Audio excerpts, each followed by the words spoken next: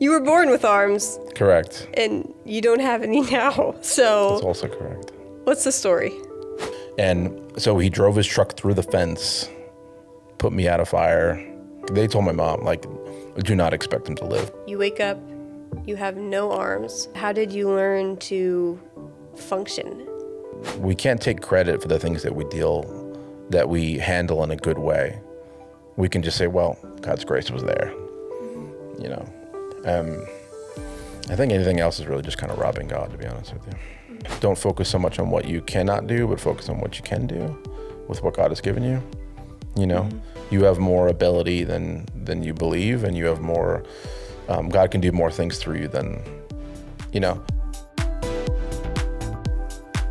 Welcome back to the CCTri Podcast. We are so happy that you are here today, and are in prayer that this will be a conversation that blesses you and that God uses us to speak to you. We have some great conversations that are about to take place, and a truly interesting life story that we are about to hear from our guest, Rod. So welcome to the show, Rod. Thank you for being here. Absolutely. Thank you very much for having me. Appreciate it. What have you been up to today? Today was a pretty, I did a follow-up photo shoot from last week because it was snowing last week, and the house that I shot was like covered in snow. So I was like, I'm going to go back. So I did that and did a little editing and prepared for my photography lesson for tonight. And yeah, my husband, who's also a real estate photographer, is, as we speak, shooting in front of the house where they did the interiors last week, and now they're... See that? Yep. Some people don't like snow on the front of their house for real estate photos. For one thing, it does date the photos a little bit. Yeah. Because if the house doesn't sell right away, then you're like, well, we know that picture was taken in January, February.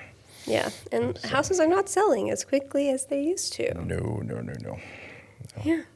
So how did you end up at Celebration Church? Good question. So our family and I are from New York, Long Island, New York, and we were paying exorbitant prices living on Long Island, and we decided that we were going to have enough of that and that we were going to make the trip. And so we did a little bit of research into this area. We knew we wanted to live in a place that was in the mountains, Tri-Cities area, check. We knew we wanted to live in a place that was more affordable, check. Mm-hmm. So then we just started researching different churches. And the thing about it is I don't know if you're aware, but this is the Bible Belt, and there are churches everywhere. So we were searching around, and actually Esther, she came across a feed on the Facebook feed through, Celebration Church, and it just kept coming back. And so we visited the church, and I remember the first time I came here, I was like, I think they were doing something worship arts related, and I was like, how cool. So we kind of fell in love pretty quickly. That makes me happy to hear that it kept coming back, because that means I'm doing my job correctly. Yes. Every time I meet people, I'm like, so how'd you find out about Celebration Church? Because that's my job, and I want to know how it worked. Exactly. Yeah. So how long have you been in the area? We moved here in September of 23. So about 15 months or so. What's your favorite thing about the Tri-Cities? Definitely the mountains. Do you like hiking? I love hiking. Have you been to Roan Mountain yet? Been to Roan Mountain quite a few times. Have you been to Beauty Spot? No, I have not. That is on my bucket list of things to do. Yeah. I probably shouldn't go there in August, though, right? Or July. Isn't it? I heard it gets a little crazy certain times of the year. It depends. This last year, it was closed for almost all the summer, and I kept going there. I tried calling the wild service people who you're supposed to call to see if it's the service road up to Beauty Spot's open, and it wasn't. So I tried to go there in August. So it depends on what time of day you go there. If you're going sunset, it's going to be probably a little more busy. Yeah, that would seem to be the time to go. But I'm one of the few people that I kind of like Beauty Spot better than Roan Mountain. How much of a hike is it? It's not a hike. So you drive there, and there's a little roundabout at the top, and it has all the views there. You can get out of the car and walk a minute, and there's a more beautiful, more views, and then there's another minute from there where you get even more. But it's not a hike at all. Okay. So I'm a big fan of Beauty Spot. Nice. And it's slightly closer than Roan Mountain, so me and my friends go up there sometimes and do bonfires. That sounds nice. That's awesome. maybe a little bit of s'mores going on. Oh, yeah. I think I'll add to that as far as what I like about the area, the family-oriented aspect of the entire region is really important. It's really key. Not to say that it wasn't like that on Long Island, but there's much more of it here. There's much more of an emphasis upon the family and family values. And I think there's a lot of people that are leaving places like California, New York because of that. Oh, yeah, there's a ton of people who have relocated here from, like, California, Oregon, New England, Colorado. Yeah. Right. We're getting a lot of those expensive living places. Yeah, y'all just need to work on your food, then we'll be okay. Yeah, I was about to ask what you miss the most about Long Island. Was it food? I mean, listen, the capital of every good bagel is in New York, and every good slice of pizza is in New York. So, but actually, I thought that was actually a good thing because they shouldn't be eating much of that. They should be trying to stay away from that anyway. So it's actually not a bad thing that I don't have access to it, because the pizza and bagels here are atrocious. Yeah. Yep. Have you been to Bagel Exchange in Kingsport? Nope. That's probably the best bagel around. Okay. I'm pretty sure they get their dough, like, brought in from New York. Fair. So, probably because of the water or something. I don't know. The Italian Village is good in Kingsport. The one on the mall. Mm-hmm. Yeah, it's pretty solid. Yeah, our malls suck, so...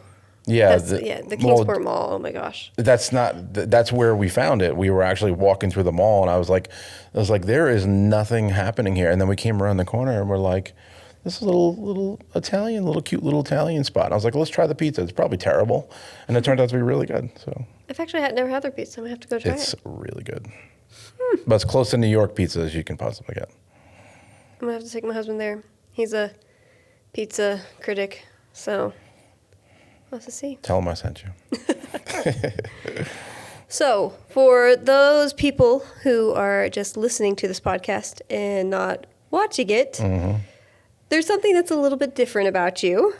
Do tell. You kind of don't have arms. Okay. So, let's talk about that. You were born with arms. Correct. And you don't have any now. So, that's also correct. What's the story? So I was basically a very rebellious teenager who got into a whole lot of trouble, grew up with a single mother, and kind of just troubled, And so I found myself spray painting in an electrical substation when I was like 15 years old, got electrocuted. And basically there was a guy who was living across the street, and he saw this ball of fire inside a fenced-in, barbed wire fence. And so he drove his truck through the fence, put me out of fire. So I went to the hospital, spent 6 weeks in a coma. Then I went to rehab. I mean, they basically were like, they told my mom, like, do not expect him to live. Like, collapsed lung, the whole 9 yards. I'm assuming, did you have a lot of burn? I had a burn. Marks? I was on fire, so I was the whole right side of my face and my whole back, my right side of my back was burned. So do you remember being on fire? No, I remember waking up and having like 10 fire department people around me, like trying to hold me down, and I was like basically kicking them and wondering, because you wake up and there's like all these people surrounding you and you're wondering why they're, So then I kind of went in and out of consciousness for like weeks. And then I just remember waking up and not having arms. Yeah, that was pretty traumatizing to say the least. How old were you? I was 15. Yeah. And so I became a Christian. I don't want to say through that, but there was a woman in the community who knew what happened, and she was a Christian, a believing Christian, and she decided to commit herself to pray and others praying. She invited me to youth group, and I gave my life to Jesus, and it was completely miraculous because, it was all God, but he saved my physical body, then he saved my soul. Mm-hmm. I would venture to say, not venture, I'd for sure say, the salvation of my soul was And my spirit was greater than anything that's ever happened to me. Yeah. You know, because if I just would have saved my physical body and I would have been alive, but then not knowing Jesus, it's not really living. It's not. You're, you know, so yeah. Did you meet the guy who saved you? Actually, he was a childhood. He used to babysit my brothers and I, Oh, wow. and he lived across the street, and actually lived at his house for like one summer when I was like in trouble back and forth. And he happened just to be outside. Like I literally, if he wasn't out there, I literally would have probably just burned it out, like out there. Mm-hmm. Did he know who you were? Oh, well, he knew afterwards. He knew once he found out. But I mean, so yeah, wild. What was the experience like for you? So you wake up, you have no arms. Right. How did you learn to your 15-year-old? Mm-hmm. And obviously you probably used your arms a whole lot before that. How did you learn to function? Well, they sent me to a rehab in Philadelphia, a Shriners Hospital in Philadelphia. So they had an OT program, a PT program. But I had to learn how to walk again, though, because when you're in a coma for weeks on end, you lose all of your muscle mass. Mm-hmm. So, you know, when I woke up from the coma, I literally couldn't even hold my own head up. Wow. Like, you know, you don't realize when you don't use your body, your muscle like just deteriorates like quickly. I was down to 95 pounds. But the great thing was, they used to give me these fattening milkshakes. They were like, I swear they should sell them somewhere, because they were like pure fat. They're probably like 3,000 calories, like per milkshake. Like, those things are awesome. It was so good. They were vanilla. They were like great. Mm-hmm. But yeah, I had to learn all over again, and you know, and then I was in Shriners Hospital for 6 months, and then they basically sent me home, and they're like, "See you later." You know, you got to learn everything on your own. And did you feel equipped when you were sitting home after 6 months? No way. Not even close, yeah. So were you probably around closer to 16 at the time? Yeah, I think I had turned 16 by then. What was the most difficult thing for you to learn to do without arms? Probably getting dressed would be, you know, and I get that question all the time from like 7-year-olds. You're like, how do you get dressed? How do you do this? How do you do that? And I'm like, mind your business, kid. Now, usually I sit down with the kid and be like, this is, you know, there's always 2 ways of doing something, you know? Yeah, so. Honestly, I would love to just sit down and be a fly on the wall when you're around a little kid who, you know, they're just completely unfiltered. Sure. No respect, no guard. Sure. I'm sure there's been some interesting conversations. Oh, yeah. Oh, yeah, for sure. But you know what I came to my conclusion is that kids say what adults think. Oh, yeah, totally. Because there's no way adults aren't thinking that. And then, like, there's things that I think, too, that I know that kids are, you know, I mean, thank God we don't say all the things we think, you know, that'd be a problem. Yeah, I feel like growing up is just learning not to say everything that comes in your head. Right. And some people learn better than others. Right. But honestly, though, I think we could learn from kids in some respects. I think most of us as adults, I think we're a little too guarded. We're a little too careful about what we say, you know. And I think we should use caution with our words. But some people so overanalyze what they say and how they interact that they stifle themselves completely, and they're not free in the spirit. And they're, you know. Some of the best conversations that you can have with somebody are just that free-flowing, you know, like when you're best friends with somebody, or, you know, like the way you would talk to Jesus. I don't know how you talk to Jesus, but when I talk to Jesus, I just tell him how I feel. I'm like, hey, listen, I got this thing going on, you know, like I'm studying for a life insurance test now, because I sell health insurance, and I'm also going to sell life insurance. And I was telling Jesus the other day, I'm like, this is hard. I mean, like, I could barely, I'm having a hard time remembering this, and can you help me out? And with taking all this. And I think that's how he wants us to be in that respect, like a child.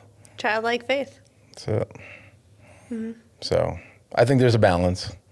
We shouldn't, you know, be so free, but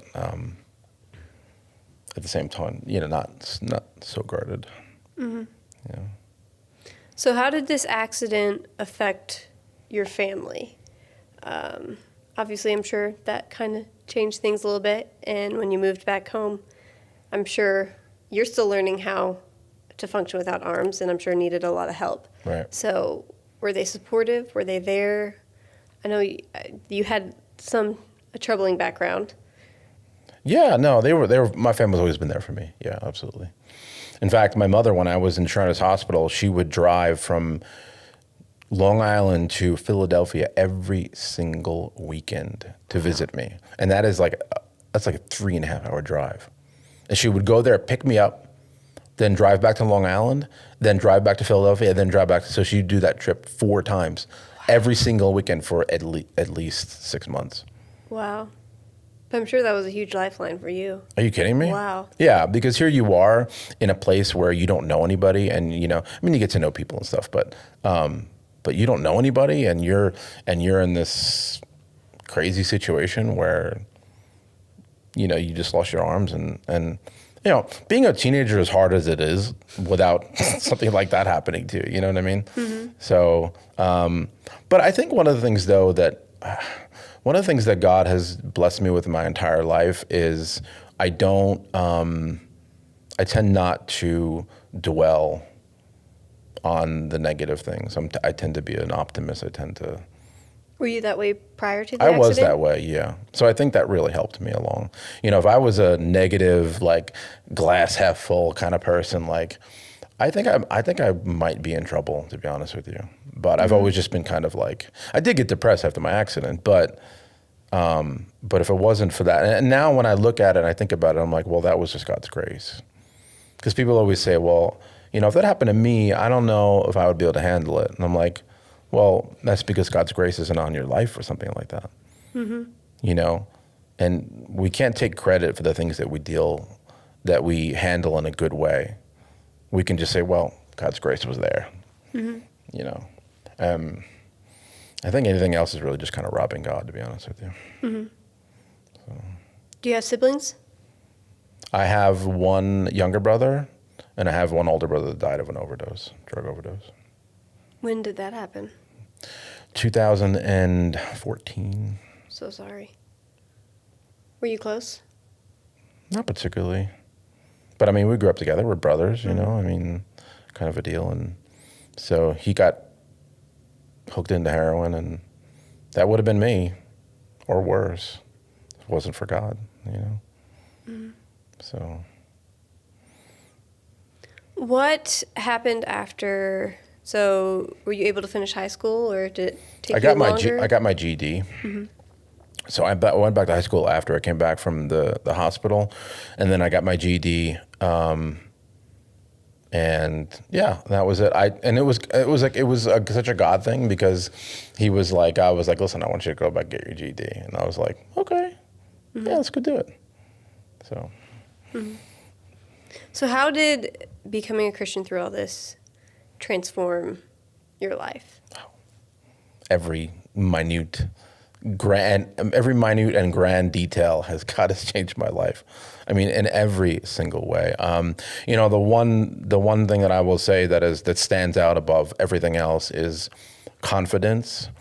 Can you imagine you're 15 years old, 16 years old, and you grew up like pretty poor, right? Mm-hmm. That makes you feel bad about yourself in and of itself, right? Then you lose both your arms, and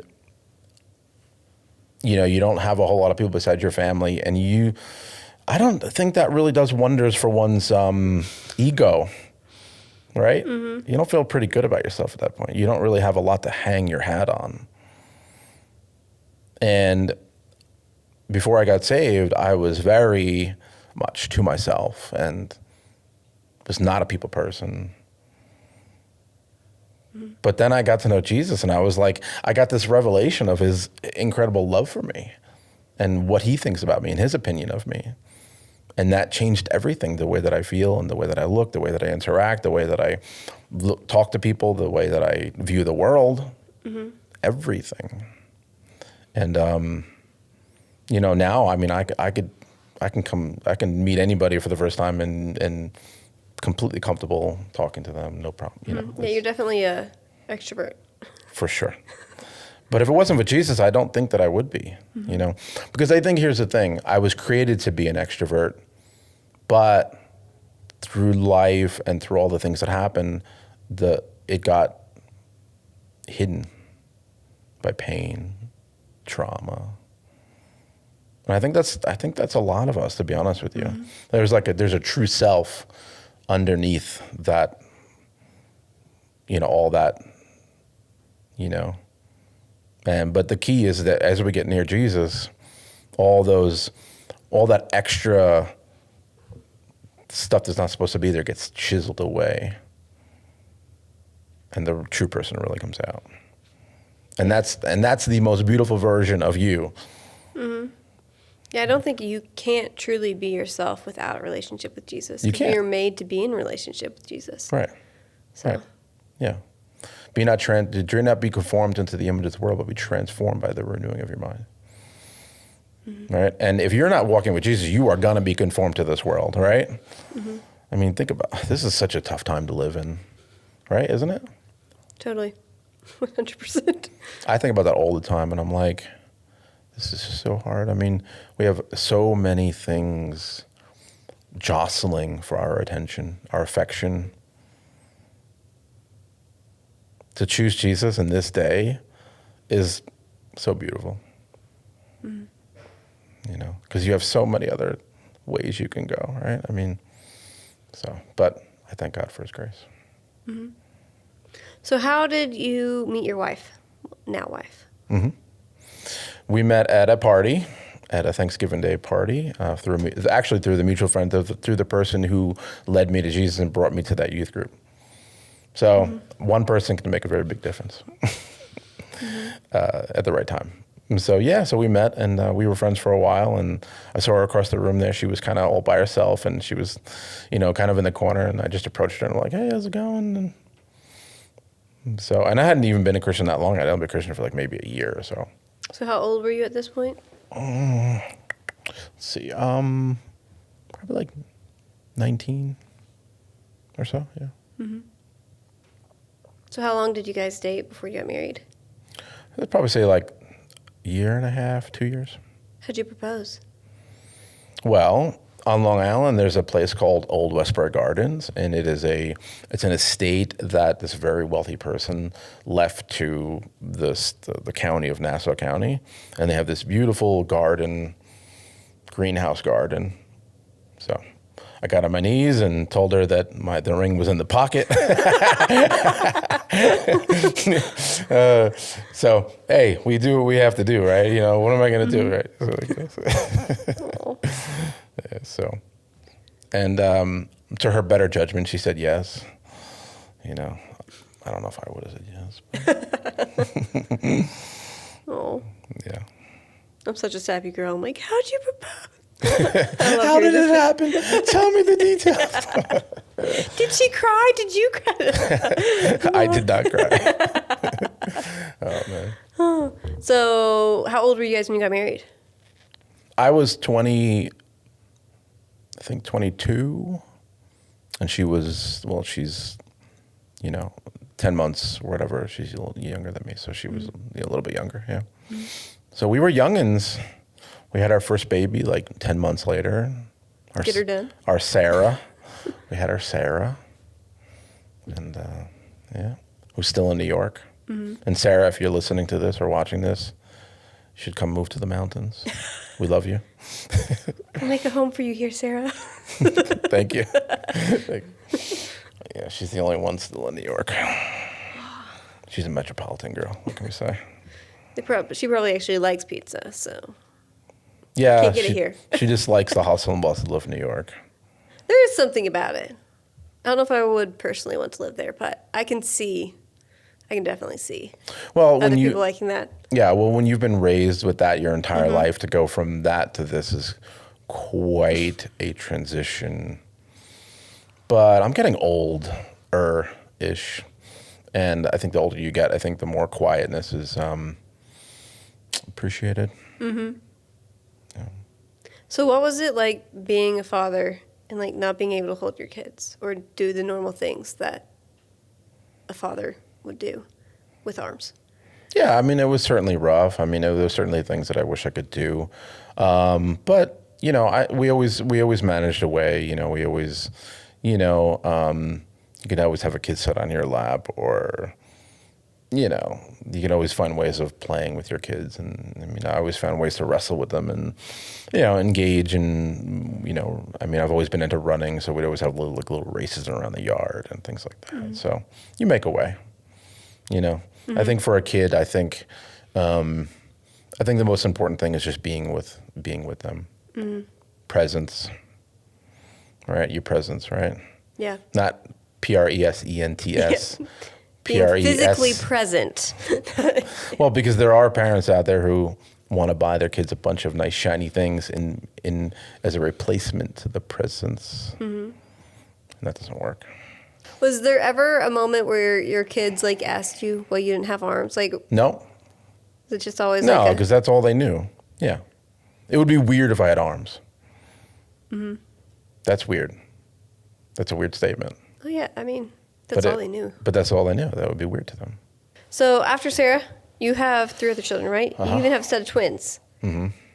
I was just filmed a different podcast earlier today, and she also had a set of twins. There you go. Huh? And I'm like, I just want twins. I romanticize it.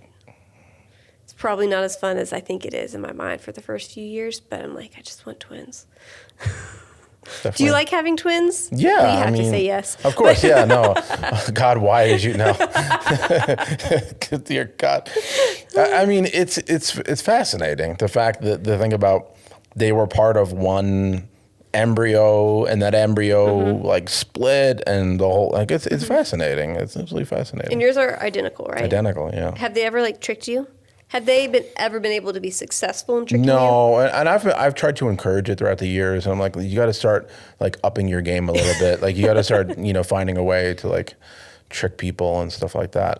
Although when they were born, they actually had one of them had like a bracelet on, the other one didn't.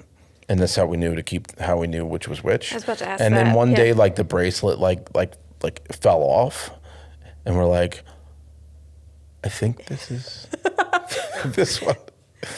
I wonder how many people like, you know, the bracelet falls off too soon, and you're like, you get it wrong, and you just actually.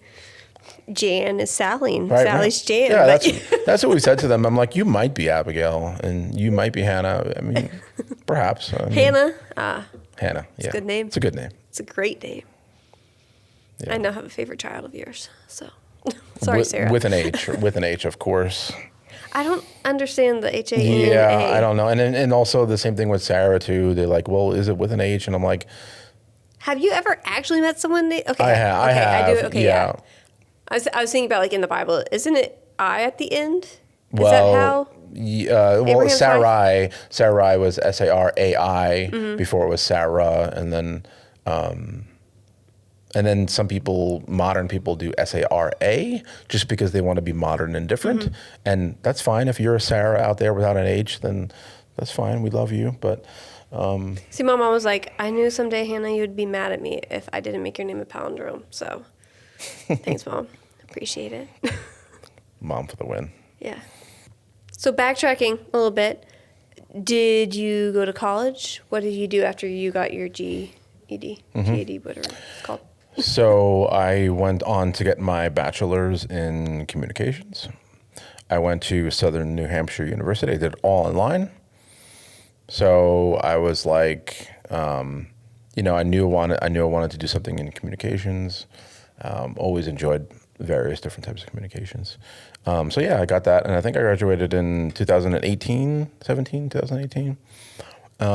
So yeah, I'm really glad I did it. I don't have a job right now that requires a bachelor's degree, but you never know what's going to happen in the future, and I think there is a lot of value in education. So did you just go straight into working after high school? Since you did that more recently. Yeah, actually I did. I actually worked. It was actually interesting because when I right before I got married, I went through this like vocational rehabilitation like program, and I applied for a job at a local place called United Cerebral Palsy, and they actually have a program where they help people with disabilities to borrow like medical equipment. And it was my first job interview ever in my entire life. Mm-hmm. And this job had opened up, and I went to the interview, and the lady was like, "Okay, you're hired." First job interview ever. Like that never happens. Usually you have to go on multiple. Yeah. And I had that job for 7 years. Oh, wow. So, it was a part-time job. So, but it was good. I mean, I took the bus to work in the morning. So I got on the bus, took the bus. It was like an hour-long drive to work, and I worked very independently. I worked, answered phone calls, maintained this and that. I did that for a good 7 years, and I really enjoyed that job. So it was a lot of research. Somebody would call you up and they would say, "Hey, I have a kid who needs this type of equipment. What are their options?" So I would do research, send them the information, or we had a loan closet that would get them the equipment. And it was just so cool because it was so God that opened up the door for that job that was like a perfect fit for me, And and I also worked at the same time I worked at a political polling company. So we would call people up and we'd do political polls. We would say, and it was for like a Republican leaning company. So what we do is do these polls like, would this make you more? So we were calling people all throughout the country and presidential polls, and that was pretty interesting. That would be. Yeah. You get to hear a lot of different kinds of opinions, and some opinions you'd rather not hear. But it's been good because it's just I find it interesting talking like yourself, how you're interviewing me and you're interviewing other people. You're gleaning from somebody else's experience, somebody else's perspective. And I think that there is a lot of value in that, just hearing from other people. I think a lot of us we're very much in our own little world, right? We're very much boxed in. Like, this is what's important to me. These are my hobbies. These are my friends. This is my parents. This is where I go to school. But if we could find a way to broaden some of that, I think it'll make us a little more well-rounded. So during that time before you got married, were you ever able to live alone? Nope, I've never lived alone. No, I wouldn't want to either. Too much of an extrovert? It's not only that. It's just like I don't know. I feel like it'd just be too lonely to live alone. Like, there's pros and cons to it. I suppose, yeah. I mean, you don't have anybody to tell you to clean up your mess or anything like that. You don't have anyone else's mess to clean up either. This is true. I know I said that from a guy's perspective, right? It's okay, Ben. I love cleaning up your mess. I don't know. I know people that live alone and they're completely content with that. I don't know that I would ever want to be living alone.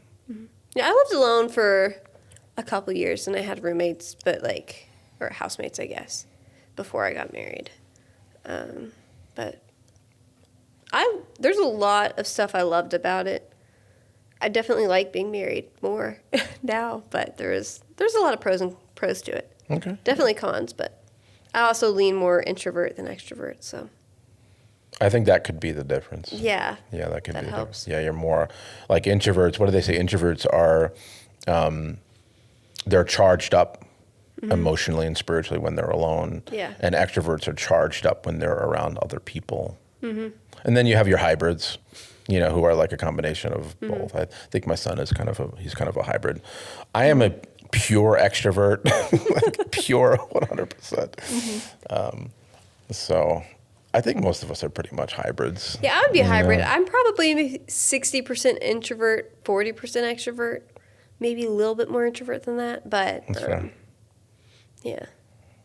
Now, I used to need to be around people a lot when I did live alone, but now that I'm married, it's very rare I have a physical need to be around other people. Right. Besides Ben, that hole's filled now. Right. it's been interesting. I'm like, this is nice. I like this. Right. Like I get this. This is covered. We're good. Woo! We're good. I really appreciate that about the Ukrainians in our church, how they almost all linger after church. I really appreciate that. And for them, you were talking about, before you got married, you would do it out of necessity because you didn't have it. And, think about it, for them, they are doing this out of necessity, right? Like they need each other, right? But my question is for the rest of the people at the church who just dart out of church as soon as it's over, I'm like, that's okay. That's fine. But I think we could learn something from the Ukrainians, that just because you don't see your need to be with other people and to converse with other people, the need is still there. And even if it might not be a huge need for you, does not mean it's not a huge need for other people. That is true. Yeah. It's not just about our needs. Correct. Yeah. Yeah, it is. I mean, you think about that. Community is so important. We learned that during COVID, right? I think it was a little bit different here, but when in New York, it was like, everything shut down for the longest time. And they were telling everybody, don't hug your grandmother, This is what grandma needs more than anything else, is a hug. I'm not saying you shouldn't use your caution and be wise, but I think it is a great tactic of the enemy to get us separated. And we live in such an individual society. It's such a busy society. Busy individual society, and it's way more like that in New York than it is here. People are slower, but I still think that most of us can learn, extrovert, introvert or not, we can learn to be in community more. And, instead of just rushing out, like maybe just go up to somebody new and talk to them. I know it's uncomfortable. I know it is. It really is. And trust me, I've only been going to the church for a year and whatever, and I've gotten to know a lot of people here. It can be done. In the very beginning, it was like, oh, wow, okay, this is a huge church and I know nobody. But I went up to the front of the church and just got to know people, and that's it, So, but I'm not saying any of this is easy, and I'm saying we should all be the same. But the Bible says, "Forsake not the assembly together," and I don't think that just means just going to church together. That means being community, communing, talking. How can I pray for you? I see that you look like you're struggling a little bit. How's your mom? I haven't seen your sister here in a couple of weeks. Is she okay? So. Yeah. Asking questions. Being vulnerable. Yeah. I think it can make a difference. It can make a huge difference. Yeah. I remember Randa Blackley, if you're listening to this, Randa, we love you. She came up to us from the very beginning. We were just kind of sitting there, and she just came up and introduced herself, and we're very thankful for that, because she kind of broke the ice for us. And so. Yeah. So after, I know you got into photography at some point. When did that happen? Was it after you finished working the job that you were at for 7 years? It started when I was in Florida, and we were living on the west coast of Florida, and I would work throughout the week. And I actually got the same job in Florida that I had at New York, pretty much the same exact job. It's in a different place. And I would work, throughout the week. And then the weekends we would go to watch the sunset at the beach. And I'm like watching, like, I don't know if you've ever been to the West Coast, like sunset beaches, like Clearwater Beach or one of those kind of places, but stunning. Like, you're like, oh God, like, man, wow. Like, so I was like, I had a little point and shoot Canon, little power shot, little point and shoot camera. And I was like, I need to do better. I need to find a way to like learn photography and teach myself. So I bought a used camera, went on YouTube, taught myself. I think that's what Ben did. Right? Just taught himself, right? And then I just fell in love with it, just because I wanted to represent. I wanted to take pictures and represent what I saw and let it accurately reflect the beauty that I was seeing. And then you progress. You get a better camera, you get opportunities. And you grow in it, and God opens up doors. And I truly believe that with photography, it's God created me to do it. So, then I think back and I'm like I could have not found this. Like I could have gone my entire life and this could have just escaped me. Mm-hmm. And that's actually a little bit terrifying, honestly. Yeah. Because I love it so much, What's your favorite thing to take photos of? Definitely landscapes. And I would say probably houses and architecture are probably second. Mm-hmm. But yeah, landscapes. Like you go up to Roan Mountain and you take pictures up there, or you go to wherever it is. I mean, just... And the fall here in the Tri-Cities, the fall time. Mm-hmm. That's spectacular. If you're watching from another part of the country or listening from another part of the country, do yourself a favor, come here late October. Yeah. It's spectacular. It's unlike anything else. Mm-hmm. I mean, what is it? What's the big park over there in Gatlin, the Gatlinburg area? I don't know why I can't think of it. It's the Great Smoky Mountains. Yeah. Now, that is the most visited national park in the country. Mm-hmm. The entire country. That beats out Grand Canyon. Yosemite. All those big parks. Get a little what for our little area there. I mean, that's saying something. And how many of those people come in October? Probably a whole lot. Most of them. Yeah, most of them. It's stunning. It's amazing. It's God's creation. I love it. Mm-hmm. So I do want to travel, though. I do want to travel to different parts of the world. Where's the place you want to travel to the most? What's top of the list? Ireland. 72% Irish. Oh, yeah. That'd be cool. So I like to do like Ireland, Scotland, Wales, UK. I'd like to do like a whole loop. Have you ever left the country? No. Highly recommended. I'm a travel addict, though, so. Yeah, I mean, what's that saying?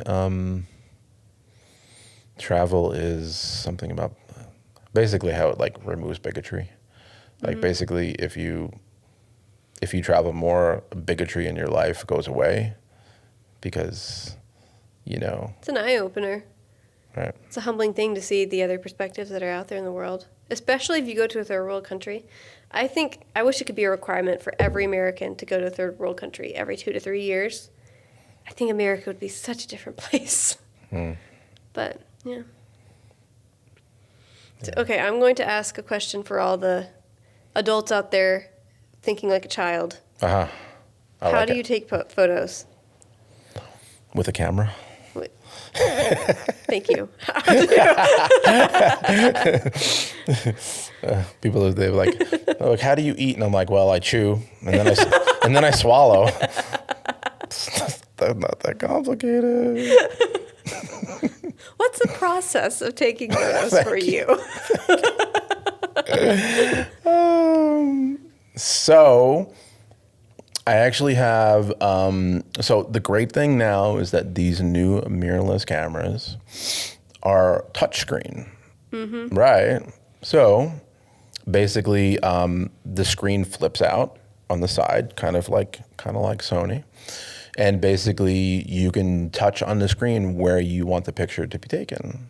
You touch the screen, it takes the picture, you move on. So basically it's funny, the nose is actually... in your iPhone and in your camera, the nose and the fingertip are essentially the same thing. So I take pictures with my nose. So do you have like your camera on a tripod or something? Usually use a monopod. So a monopod would be, if I'm taking pictures by myself, I have my camera on a monopod. So monopod is basically mono, singular, one pole, as opposed to tripod, 3 legs.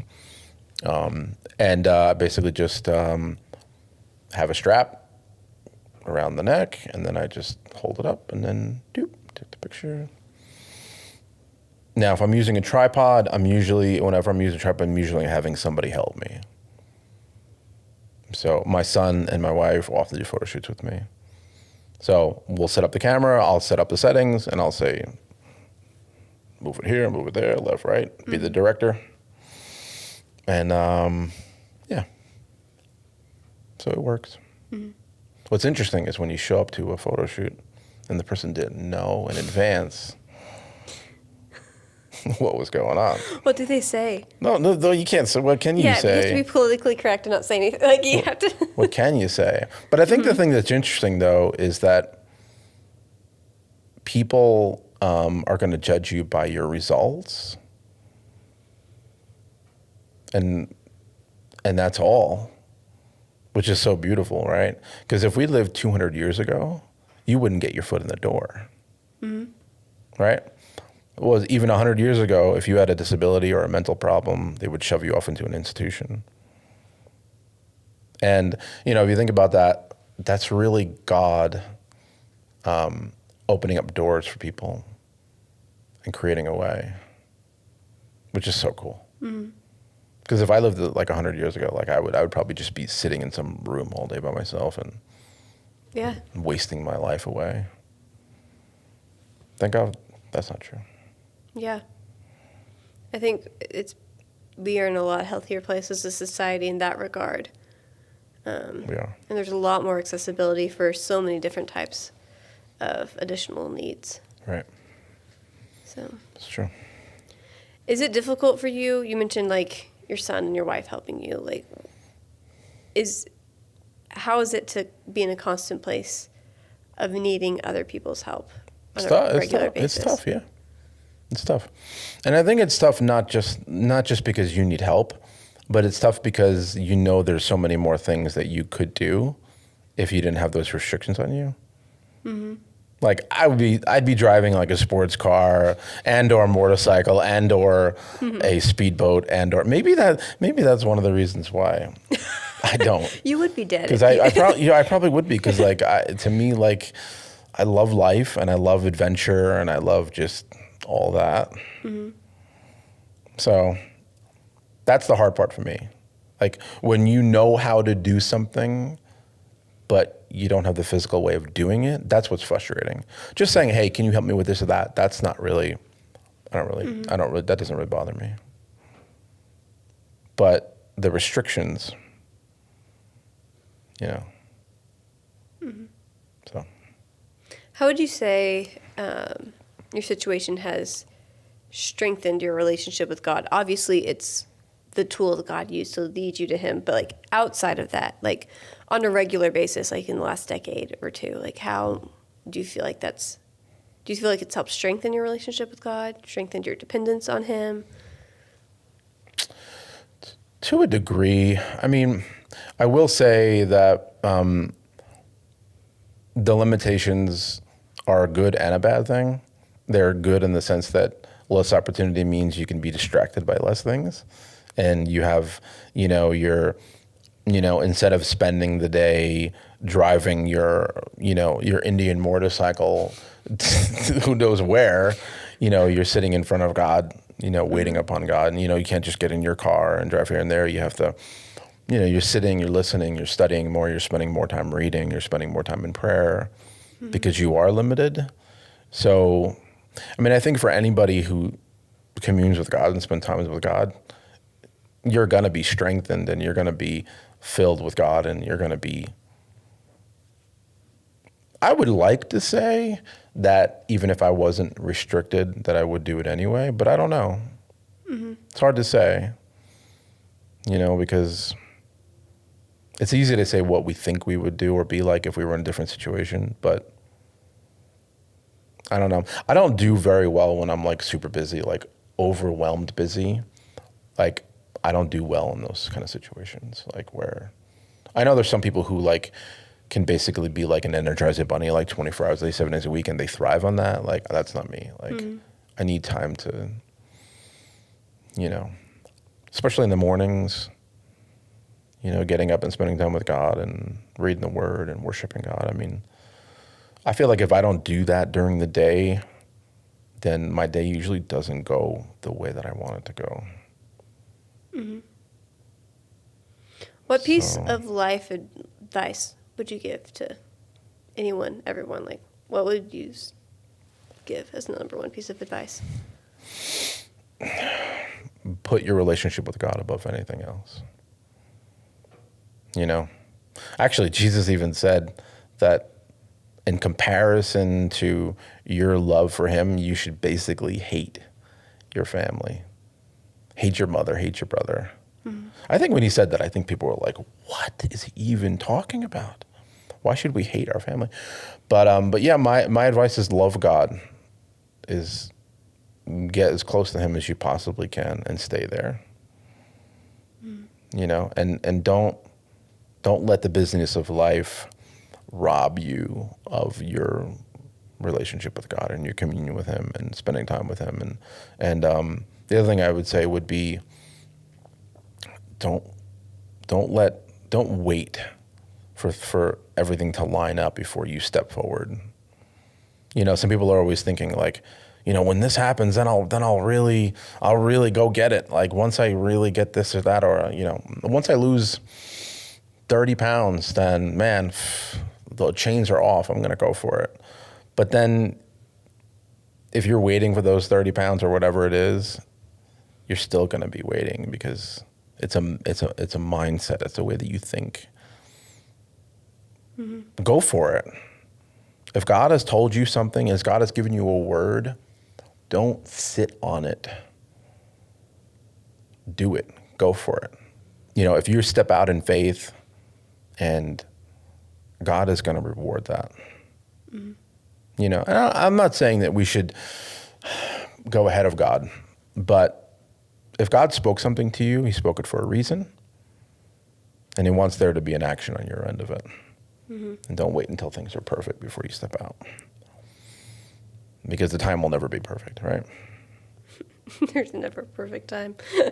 Like, oh, I need $75,000 before I have a kid. Like, no, just have the kid. God will provide. Don't worry about it. You don't need to be rich. What word of encouragement would you give to someone who is also in a disability, or has a disability, whether it be physical, emotional, mental? Yeah. I would say don't focus so much on what you cannot do, but focus on what you can do with what God has given you.